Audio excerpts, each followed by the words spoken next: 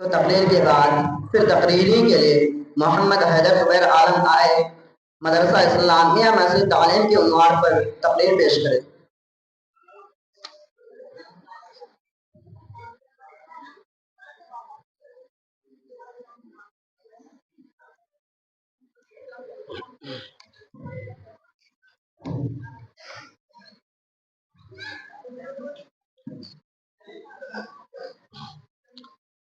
نحمده ونصلي على رسوله الكريم أما بعد فأعوذ بالله من الشيطان الرجيم بسم الله الرحمن الرحيم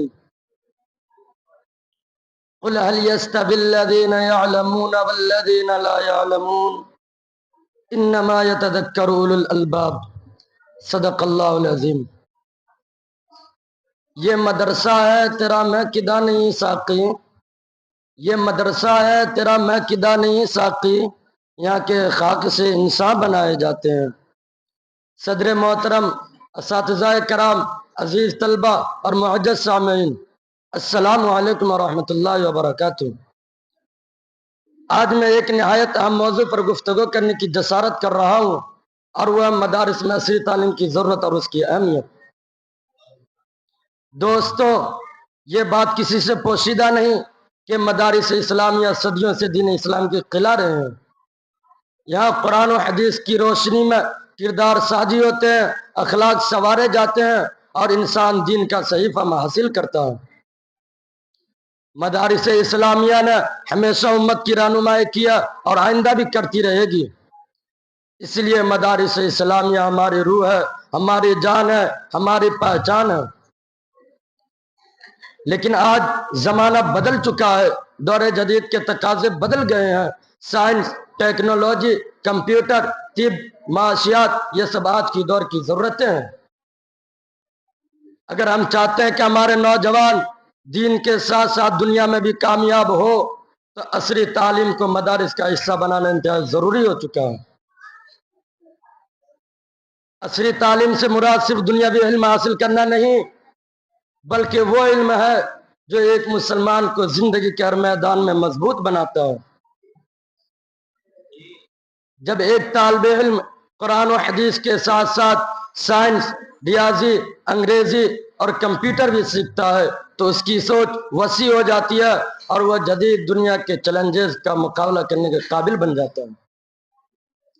دوستو، آج دنیا میں ہر میدان علم کی بنیاد پر چل رہا ہے، چاہے وہ معیشت ہو، چاہے وہ ٹیکنالوجی ہو، چاہے وہ سوشل میڈیا ہو، چاہے وہ طب ہو۔ میرے بھائیوں، دین کبھی بھی دنیاوی علم کی دشمن نہیں رہا، بلکہ دین ہی نے دنیاوی علم کی بنیاد دی۔ ہماری تاریخ اٹھا کر دیکھ لیں، مسلمان جب عروج پر تھے تو مدرسے میں بیٹھا ہوا وہی طالب علم قرآن بھی پڑھتا تھا، فلکیات بھی پڑھتا تھا، ہندسہ اور فلسفہ بھی پڑھتا تھا۔ لیکن افسوس، آج ہمارا تصور بدل چکا ہے۔ ہم نے دین کو صرف مسجد کے چار دیواری تک محدود کر دیا، اور دنیاوی علم کو بغیر اخلاق، بغیر روح، بغیر ایمان کے حوالے کر دیا۔ نتیجہ یہ ہوا کہ ہم پیچھے رہ گئے اور دنیا ہم سے آگے نکل گئی۔ سوال یہ نہیں کہ مدرسہ کیا کرے، سوال یہ ہے کہ مدرسہ اب کیا کرے۔ سوال یہ نہیں کہ ہم نے کیا پڑھایا، سوال یہ ہے کہ مدرسہ اب کیا پڑھائے۔ میرے بزرگوں، آج دنیا ٹیکنالوجی کے دور میں چل رہا ہے۔ آج وہ زمانہ ہے جہاں ایک موبائل کے ذریعے پورے دنیا بدل جاتی ہے۔ لیکن کیا ہمارا مدرسہ اس تبدیلی کا حصہ ہے؟ کیا ہمارے طالب علم کو computer, internet, social media, science, ان سب کی سمجھ ہے؟ اگر نہیں تو قصور بچے کا نہیں، قصور نظام کا۔ میں کھلے دل سے یہ بات کہنا چاہتا ہوں، اگر مدرسے کا طالب علم صرف حافظ یا عالم بنے گا تو اچھی بات ہے، لیکن اگر وہ عالم بھی ہو اور ڈاکٹر بھی ہو، اگر وہ حافظ بھی ہو اور انجینئر بھی ہو، اگر وہ مفتی بھی ہو اور سائنسداں بھی ہو، تو یہ امت کے لیے سب سے بڑی طاقت ہوگی۔ ذرا سوچیں، اگر ایک مسلمان ڈاکٹر ہو جو اللہ کے خوف کے ساتھ علاج کرے، اگر ایک مسلمان وکیل ہو جو عدل و انصاف کو زندہ رکھے، اگر ایک مسلمان سائنسدان ہو جو دنیا کے مسائل کا حل نکالے، تو کیا یہ دین کی خدمت نہیں؟ آخر میں ایک چھوٹی سی بات کیا کر اجازت چاہوں گا. دنیا ان لوگوں کی ہے جو علم لیتے ہیں، اور آخرت ان لوگوں کی ہے جو علم کو اللہ کے لیے استعمال کرتے ہیں.